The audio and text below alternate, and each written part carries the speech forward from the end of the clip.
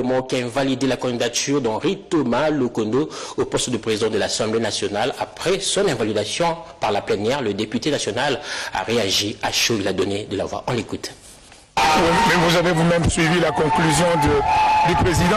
Il dit que la motion qui a été faite par Kaboula Bouza n'est pas réglementaire, mais politique. Ça fait une semaine que je dis que le Palou et Allier n'appartient pas, n'a pas signé l'acte constitutif ou l'acte d'adhésion au FCC. Il aurait dû montrer, brandir cet acte-là. Comment vous sentez? Non, vous savez, sincèrement, je suis l'homme le plus heureux. Je suis très content. Parce que déjà, du point de vue de l'opinion, j'ai gagné. Janine Mabunda reste l'unique candidate au poste de speaker de l'Assemblée nationale, mais avant l'invalidation de la candidature d'Henri Thomas Lokondo, regardez ce qu'a été la campagne électorale à l'hémicycle du Parlement, avec Odilon Kayuma. Dernière ligne droite de la campagne électorale à l'Assemblée nationale.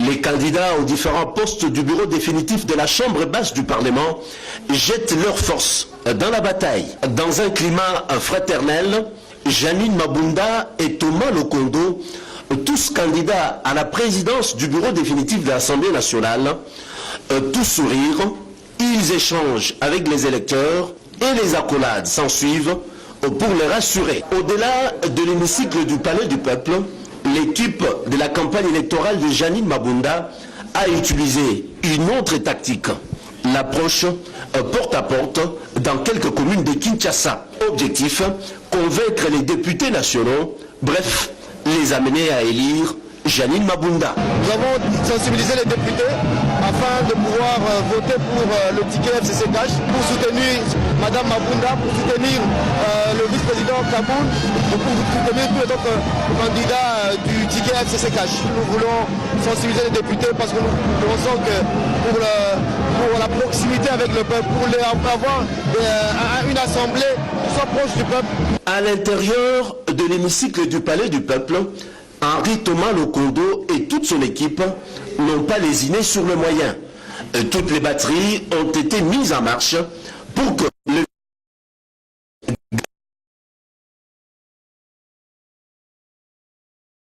et celle de Jean-Marc Kabound à Kabound, au poste du premier vice-président du bureau définitif de l'Assemblée nationale. Honorable Jean-Marc Kabound, c'est pour la première fois, effectivement, l'UDPS va prendre part au fonctionnement des institutions et occuper un poste aussi important, ce qu'il faut mettre à l'actif de notre démocratie, à la coalition Kabila Tshisekedi.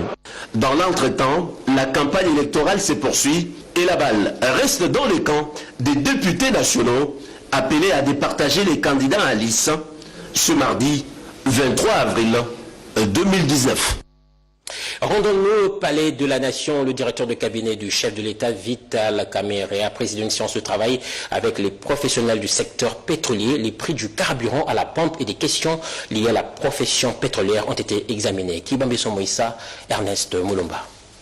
Ils étaient venus très nombreux au Palais de la Nation. Sur instruction du président de la République Félix Antoine Tshisekedi Tshilombo, les professionnels du secteur pétrolier opérant à RDC se sont entretenus pendant près d'une heure avec le directeur de cabinet du chef de l'État Vital Kamerhe sur différentes questions relatives notamment au prix du carburant à la pompe. Le ministre d'État en charge du plan et de l'économie, Bahati Lukwebo, précise. Le directeur de cabinet de son Excellence, Monsieur le Président de la République, a réuni aujourd'hui la profession pétrolière et bien sûr avec tous les ministères et services concernés par la question de la structure des prix des produits pétroliers. Il a été question également de voir, à la demande de son Excellence, Monsieur le Président de la République, s'il était possible de réduire le prix à la pompe, le prix du litre à la pompe. Les pétroliers ont saisi cette opportunité pour exposer leurs désidérata concernant notamment leurs créances. Ils ont rassuré qu'avec la bonne foi de tous, l'on peut rencontrer la demande du président de la République de satisfaire les consommateurs s'approvisionnant à la pompe dans les différentes stations-service. 25 millions de dollars américains, c'est le montant disponibilisé par l'entreprise Sokok qui préfinance la réhabilitation de la voirie de Goma, nous sommes là au Nord Kivu, et 38 millions de dollars américains pour Bukavu au Sud Kivu. C'est ce qui ressort de la séance de travail du ministre des Infrastructures, Travaux Publics et Reconstruction avec les responsables de cette société. Nadine Kilosho Mirekombo. Au nombre des opérateurs économiques qui se sont engagés à accompagner le programme de développement et de reconstruction du chef de l'État, Félix Antoine Tshisekedi Tshilombo, figure la société congolaise des voiries et communications Sokok qui vient de prêter main forte au gouvernement par le préfinancement des travaux de réhabilitation des routes à Goma au Nord Kivu et à Bukavu au Sud Kivu. C'est une initiative qui a été lancée, l'idée a été lancée par le chef de l'État, son Excellence Félix Antoine Tshisekedi, dans le cadre des projets de ces 100 jours. Il a dit, est-ce qu'il n'y a pas moyen qu'on puisse trouver des formules innovantes pour pouvoir réhabiliter les voiries dans nos villes. L'ingénieur Benjamin Winga Basoubi, directeur général ad intérim de l'Office de voirie et drainage, a conjointement apposé sa signature sur ce contrat avec l'entreprise Sokok, représentée par son directeur général Modeste Makabouza. Pour Winga Basoubi, l'entreprise Sokok détient l'expertise voulue pour l'exécution des travaux de grande envergure.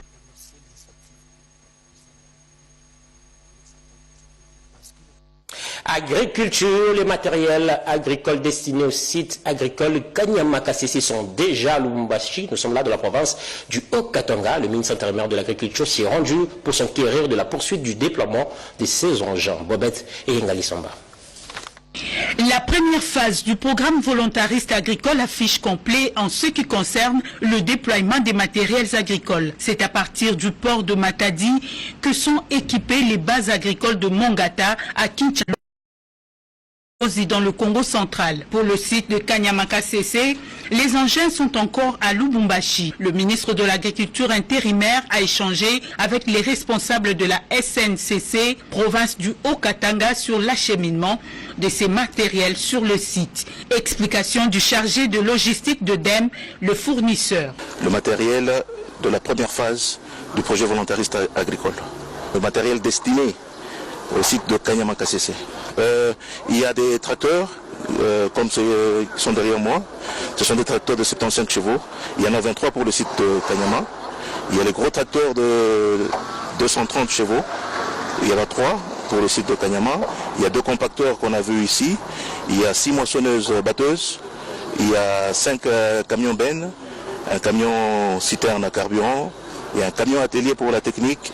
Il y a des accessoires, herse, charrue, épandeur, pulvérisateur, il y a tant de matériel. Il faut dire que la deuxième phase vient d'être lancée, le contrat a été signé, les commandes sont passées. Nous attendons, on peut dire que la deuxième phase est lancée.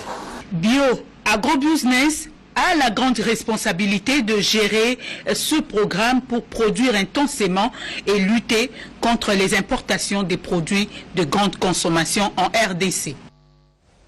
C'est aujourd'hui, 22 avril, la journée internationale de la terre. Notre seule richesse, nous devons la protéger, la préserver de la pollution, de la déforestation, du braconnage ainsi que du changement climatique aux allures inquiétantes. Et si on ne met pas garde, le futur de l'humanité tout entière est en danger. Et le mot d'ordre de cette année est de protéger nos espèces en voie de disparition et menacées. À Kinshasa, une sensibilisation a été faite sur le respect de l'environnement et sur la gestion des déchets plastiques, un des éléments qui contribue à la pollution. Françoise Belavoie. Les automobilistes sont la cible de cette campagne ainsi que les passagers. Ils sont responsables des bouteilles et autres déchets abandonnés sur le boulevard du 30 juin. Les clients que nous transportons souvent, après avoir bu de l'eau, ils jettent les sachets à travers la vitre. Ce en dépit des conseils que nous leur prodiguons. La plupart du temps, je dépose mes déchets ici sur le tableau de bord. Et le soir, le tout est débarrassé après le lavage du véhicule.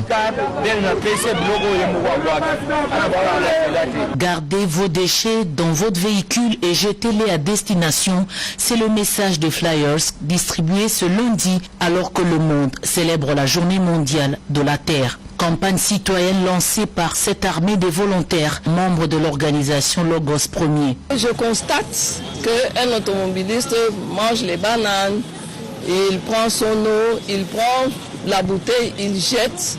Il ne se demande même pas où est-ce que cette bouteille va atterrir. Et c'est pourquoi aujourd'hui on s'est dit on va organiser cette journée pour qu'on puisse respecter cette terre et essayer de changer de comportement. Des bouteilles en plastique et autres déchets durs, tels que des sachets d'eau, sont l'œuvre de l'activité humaine. Elle a modifié ces dernières années l'écosystème pour satisfaire une demande croissante, notamment en nourriture et en eau douce. Cette journée a été célébrée pour la première fois en 1970. 2 sites de la Société congolaise de poste et télécommunications SCPT font l'objet de spoliation par des privés. Le site sur l'avenue de la Science avec 2 hectares et celui sur l'avenue Colonel Ebea de la commune de la Gombe. Le directeur général de la SCPT, accompagné des agents de l'ordre, sont descendus sur ces 2 sites pour décourager ces inciviques. Jojo Ndibou nous en parle. Fini la recréation. Les biens de l'État spoliés doivent revenir à l'État. C'est dans cette optique que la SCPT s'invente en guerre contre les spoliateurs de ces nombreux sites. Regardez, nous sommes là sur l'avenue de la Science dans la commune de la Gombe, où 2 hectares appartenant à la SCPT sont spoliés. Il s'agit des ateliers, de bureaux, des espaces verts morcelés, dispensaires vendus sans que la SCPT ne soit au courant. Sur place, le DG de la SCPT, Patrick Umba, qu'accompagné l'honorable Eliezer Tamboué, sont descendus sur le terrain pour faire le constat. Beaucoup de bâtiments, beaucoup d'anciens entrepôts de la SCPT sont spoliés, divisés en petits morceaux et parfois même des espaces déjà vendus. Au niveau du Parlement, je vais initier une démarche qui pourra déboucher à la récupération des biens de l'État, qu'on ne va pas pousser l'État à l'escroquerie de ceux qui ont travaillé, de ne pas le payer.